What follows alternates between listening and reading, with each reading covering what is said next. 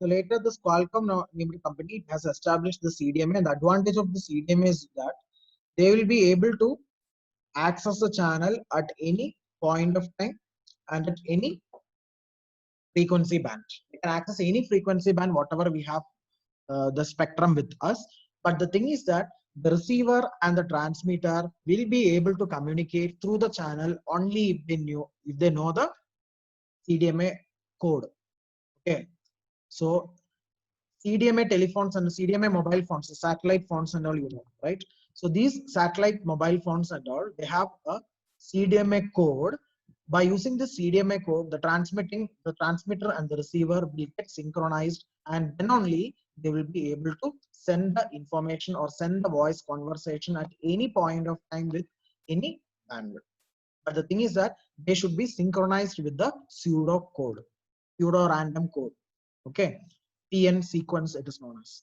So with this PN sequence, which is acting as a carrier, some modulation will be taking place from the transmitter, and with that modulation, it will be transmitting the information, and knowing the same pseudocode at the receiver, they will be able to detect the original message of the receiver.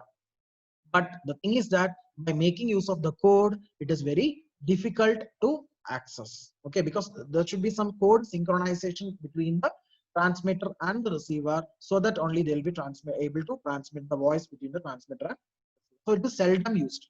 It is less used, but still, if high secured transmission is necessary at that particular point of time, only we are using CDMA. The advantage is that it is secure because we are modulated the code words. Okay, first of all, we'll be transmitting the message, and then we'll be generating the message, and that message will be converted into suitable code words, and the code words are modulated and transmitted through the available channel.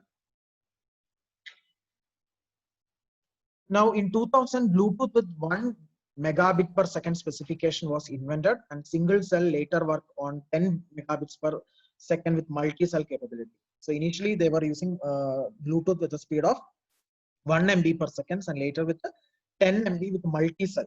Multi-cell means with that Bluetooth network, we will be able to serve more than one cell with the same frequency. But the main disadvantage of Bluetooth is the coverage area is very small, of few meters.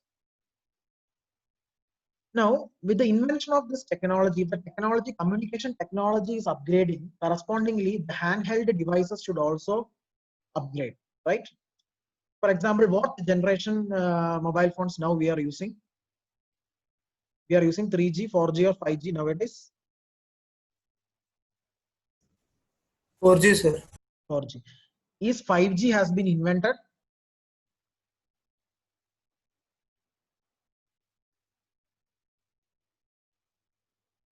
Sir, 5G phones are coming. Yes, 5G technology has already invented. It has established also. We have all the 5G protocols with us now. Okay, but the thing is that we are in the research of reducing the interference, increasing the data rate, and increasing the energy efficiency since 2010 onwards. So our expectation was to implement this 5G in India by the end of 2020. Okay, but we can expect the 5G by the end of 2021. So in that situation, we will not be using the same mobile phones later. Okay, once 5G has been implemented, can we use the same mobile phones whatever we are using now? Because communication technology has upgraded in terms of data rate, in terms of energy efficiency, in terms of power backup, in terms of speed, noise free. Okay, so all these parameters have been improved. So correspondingly, our handheld devices like mobile phones, television systems, whatever that is the vehicles, e-vehicles, driverless vehicles, everything we need to upgrade according to the newly implemented network. So likewise, in 2002, the first camera phones was introduced in the US market. Then in 2005, mobile phone subscribers exceed fixed phone subscriber. Okay, that is number of subscribers have been exceeded. Okay, then came the 4G handset in 2010 because 4G is already available in the market. So from 4G and from 2010, we have started using 4G phones. Then Apple introduced the iPad.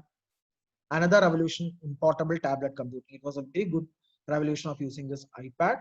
Then in 2010, we were using 500 megahertz of the entire spectrum has been allocated for the commercial from 2010. And now in 2020 also, we are using this entire 500 megahertz spectrum in a full fledged. Okay. And in 2012, the number of subscribers has been increased to 1 million.